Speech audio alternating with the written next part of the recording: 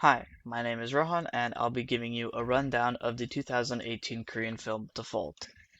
This film is about the 1997 financial crisis that happened all across South and Southeast Asia. The film was directed by Choi Kook-hee, a decently well-known director.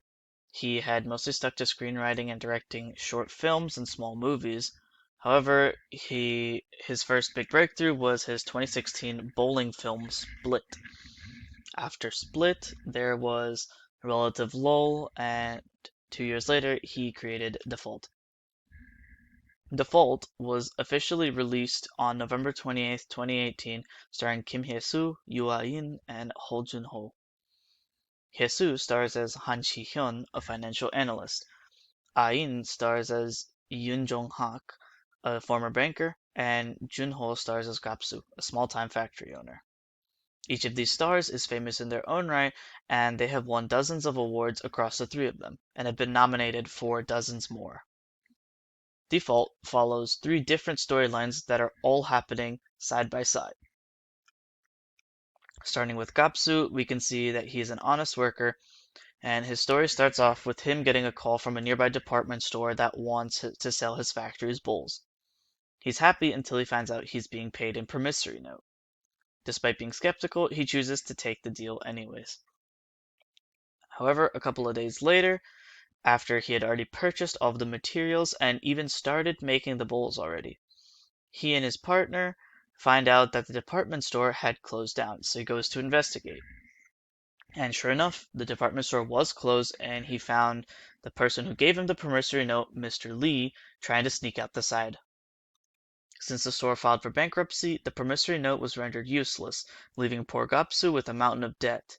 He is shown to be discussing with his partner how to pay it all off, and his partner even goes as far as borrowing money, and his wife's family pays him as well to try and pay off his debt.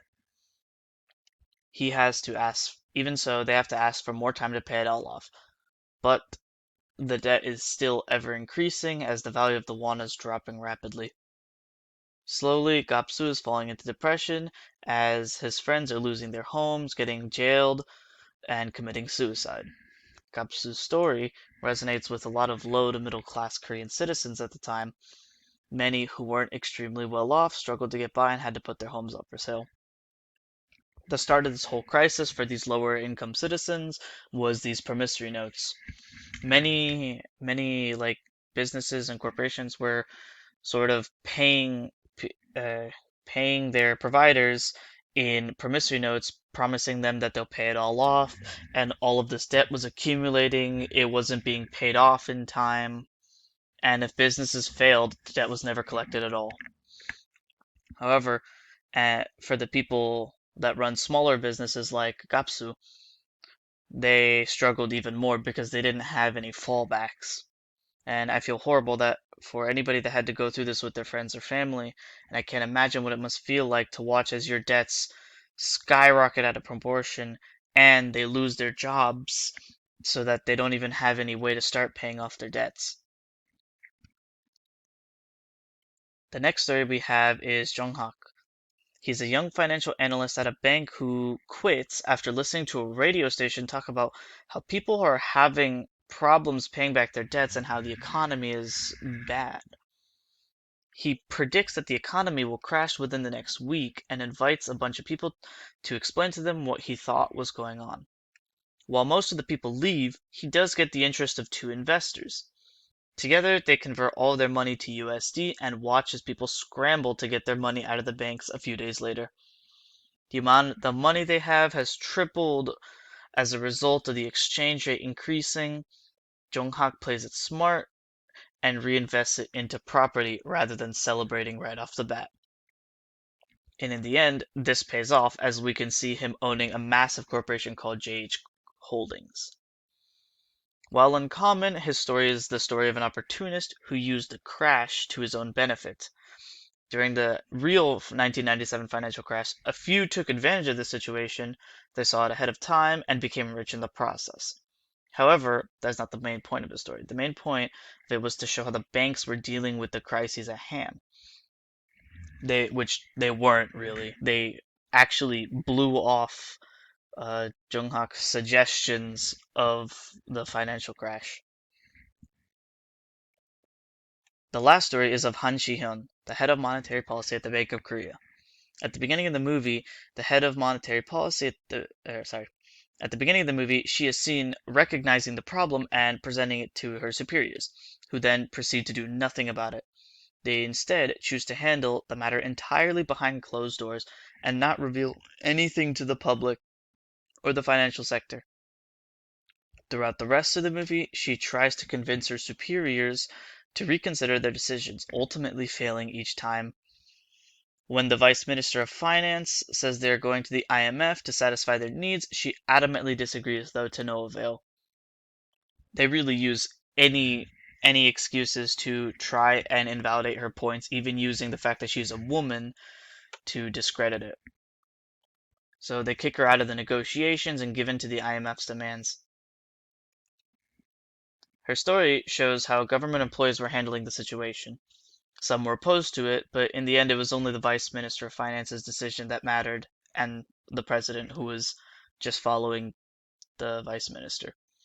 Her story really showed the extent to which power can control people. It is shown in the movie that there was a press conference with Shi-hyun and it amounted to nothing, which I believe can be accredited to the Vice Minister, as he does pull suspicious maneuvers throughout the whole movie, and it would be no surprise if he stopped the media from saying anything about it as well. Korean citizens during the real financial crises, were very unhappy with the economy being placed under an IMF receivership. Many of them were fired on the spot, got their wages reduced, or were changed to non-permanent workers. Forcibly changed. And through all that, they were also being replaced by foreign workers.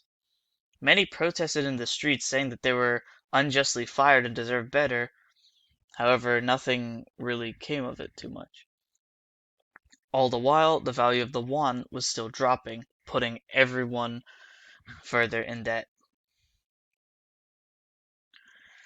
As you can see here in this chart, this is just a chart comparing the values of the countries that were hit the hardest by the financial crash. The lowest drop is the won, which is 34%. I really learned that protesting doesn't do a whole lot. The government, for the most part, can just choose to ignore it, especially while under the control of another country, or in this case, a bank. Corrupt politicians also have huge says in the matter because of all their connections. They use up all their resources to get what they want, even sacrificing the livelihoods of the general populace in the process.